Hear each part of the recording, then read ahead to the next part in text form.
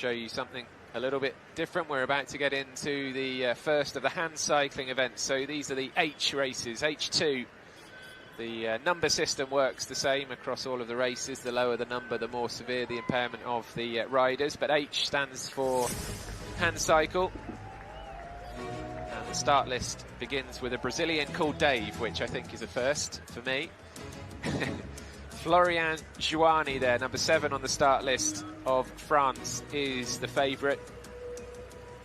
But there are plenty of contenders, it has to be said, in this category, one of the strongest categories. And this looks like the Spaniard, Garrot Munoz. It's usually always a battle between Munoz and Joanny, this classification, Barney. Yes, indeed. Yeah, they both feature very highly in the World Cup series we've just had, and I'd say Joanny has probably just edged that. He didn't, although he won both the events, time trial and road race in Maniago and Ostend. He didn't go to Huntsville, the final World Cup of the year, and Garrot did, and won both those events. So it's going to be very interesting to see how these two riders fare coming into the finish. So here is our first finisher straight away in this hand cycling event. The first finisher we're seeing anyway, Luca Mazzoni of Italy, comes across in 18:09. So that's actually pretty similar to Max Jaeger's time in the tricycle race we saw at the start of today's action. So 18:09 for Mazzoni. The Tokyo Paralympics were Mazzoni's 5th Paralympics, by the way. But we go back to Munoz here. We just nip back to the finish line as the Israeli rider comes across, Ami Hasdai. Way down on the timings. These hand cycles are fascinating, aren't they, Barney? I think there'll be plenty of people watching who might not have seen hand cycling before, and we will see some hand cyclists later in the day, later in the week, in a kind of kneeling position. Yep. But in these classifications, they are virtually lying down, aren't they? They're recumbent. Yeah, absolutely. Yeah, H1 to 3 are in this position you can see on the screen at the moment. And it's kind of likening to being sat in a Formula 1 car. That's probably the racing car. That's probably the best way to describe this kind of cockpit they're sat in. And they certainly do go around corners like racing cars as well, because they're so low to the ground, the centre of gravity is low, so the speed is very high when they go around the corners. Then when we get later on, tomorrow we'll see, or today, you'll see the H4, H5 category, which are what we call the kneelers. So they're able to really get torque and leverage over the top of the bar. And obviously probably our most famous hand cyclist kneeler being Alex Zanardi, who made that seamless switch between motor racing and hand cycling. Yeah, and Alex Zanardi still recovering from a terrible crash he had a couple of years ago that ruled him out of the Tokyo Paralympics, and we wish him well. We've just seen Munoz of Spain overtaking Rizzato of Italy, so Munoz is absolutely flying here. He's the world champion, Paralympic champion in this event, also won one of the World Cup events this season. Spent a year in hospital after his accident, which happened at work a number of years ago. And you can see there the drinks bottle on the back of the bike with the tube straw, allowing them to drink as they go. A couple of quick fire finishes here, one after the other.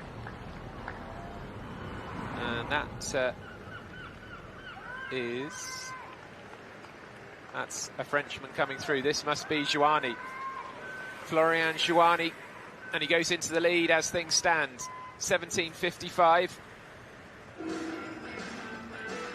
this guy is an absolute speed merchant. I'm going to stake my claim for the Stating the Obvious award here, Barney, but the arm strength required to be a hand cyclist is just phenomenal, isn't it? It is, yeah. It's absolutely crucial in making sure that you're as powerful as you can be.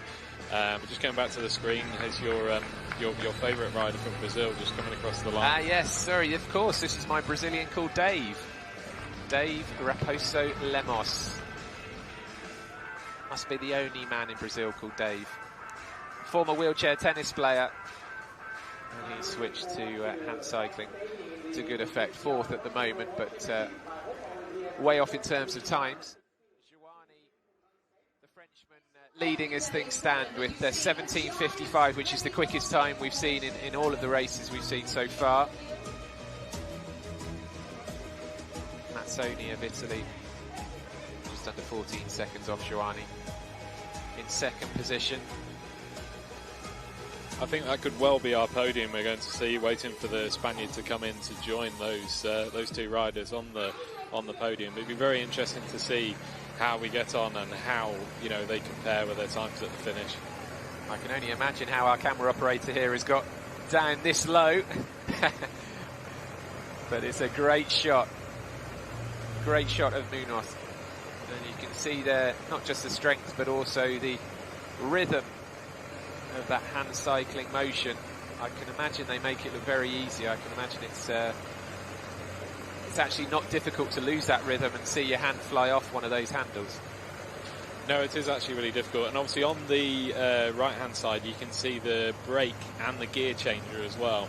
So there's several things to kind of contend with here. This is the sharp left-hander that you then come back into Dumfries, slightly off camber as well. So we'll see the Spaniard go around here. So again, there's a little bit of lean involved, but they can just use their legs in some cases to just tilt that front wheel to help them steer around. Look at how low they are to the ground as Scheichel of Germany comes across. We got a feel for it from that camera angle we just had from the motorbike. The feeling of speed being that low to the ground must be quite exhilarating. Absolutely. I can only imagine how it is. And you can see by that final corner how quickly the Spaniard went round that corner compared to the RTV Moto. The motorbikes don't go around the corners slowly at all. So you can see the speed of the Spaniard on that final corner, and then getting into this rhythm section into the final run into Dumfries. You can have a go at this in the gym at home. The old hand bike machine. And Munoz looking very, very smooth here.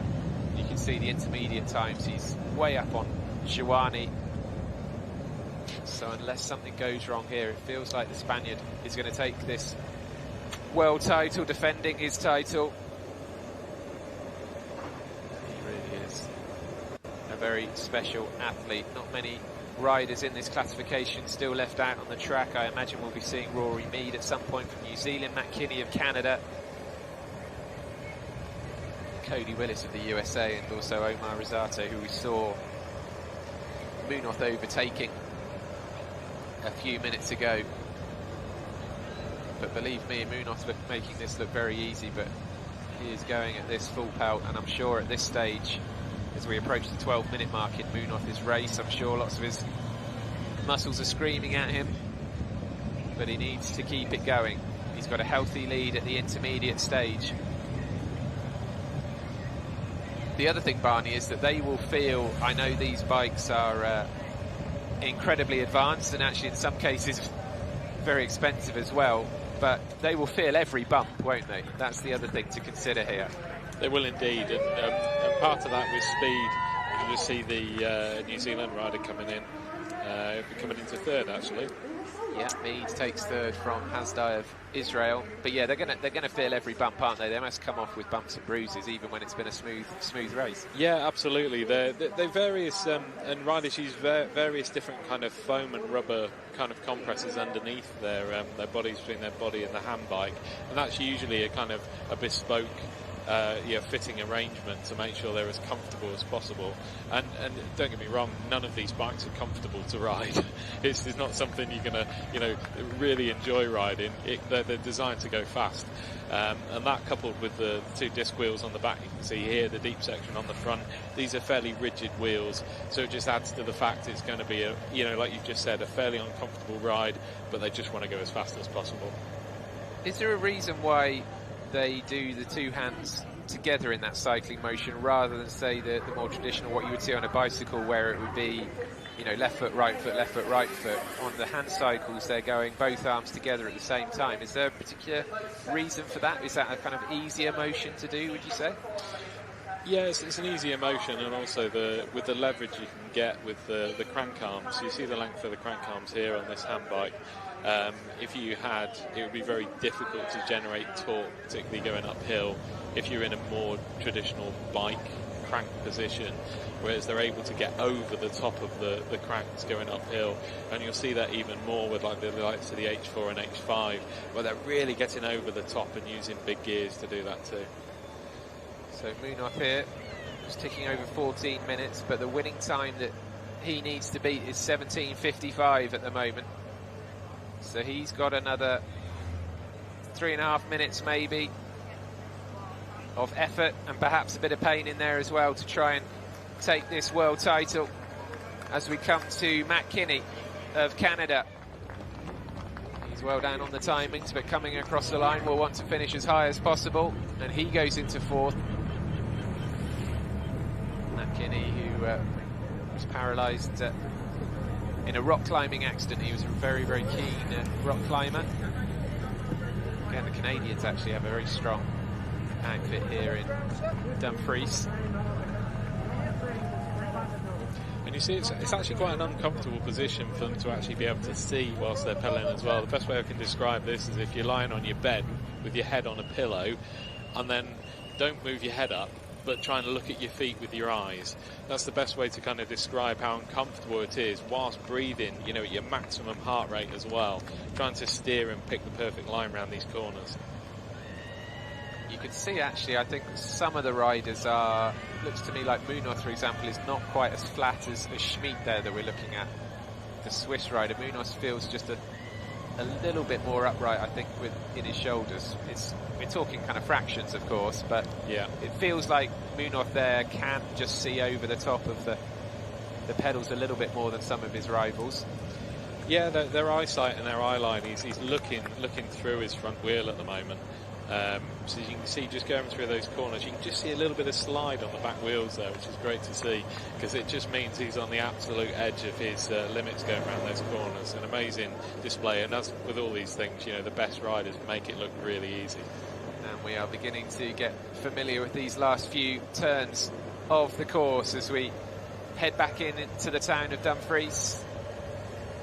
Past some of the shops and garages, and that bend ahead will take Munoz onto the bridge across the River Nith. And he's just got to be careful here. 17:55 is the time he needs to be. I think he has got the time in his pocket. If he can just navigate this bend round to the left, he'll have a left turn over the bridge and then right back towards the finish line. As we just skip ahead to Cody Wills, the American. He's not going to trouble the podium either. Giovanni sitting pretty at the moment in first place, but maybe only for the next 30 seconds or so. As we head back to Munoz. Here he comes, and look at the speed he's got as he comes into this finish straight. He's going to make it no problem at all in the end. 17:08, the quickest time, not just in this race, but the quickest time we've seen so far today.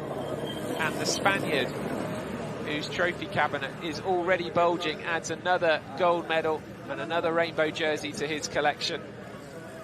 The 44-year-old, dominant in this men's H2 time trial. Winning time of 17:08, 47 seconds ahead of his nearest rival, Giovanni. And then Luca Mazzoni taking the bronze, a minute down on Munoz. Again, we've seen this actually in all 3 races that we've watched so far this morning. A big gap then back to 4th. So the top 3 clear, but that was really impressive, wasn't it, from the Spaniard, Barney? Very impressive. It was a very, very controlled ride. You know, he took the lead at the intermediate checkpoint, and then just literally kept that speed going. And you can see the visible speed difference on that run-in into Dumfries, how much faster he was going, just on a little bit on the edge as well, coming around some of those corners with a little bit of drift on the rear wheels. But obviously his mechanic was also supremely confident in him, because he had a gold chain on as well. There is one hand cyclist out there in that race, Omar Risato, but he is well down. We saw him getting overtaken, didn't we, by Munoz earlier on. So Omar Risato is going to take another few minutes to finish. having a few celebratory photos there with his team as he prepares to warm down and look forward to the medal ceremony ahead.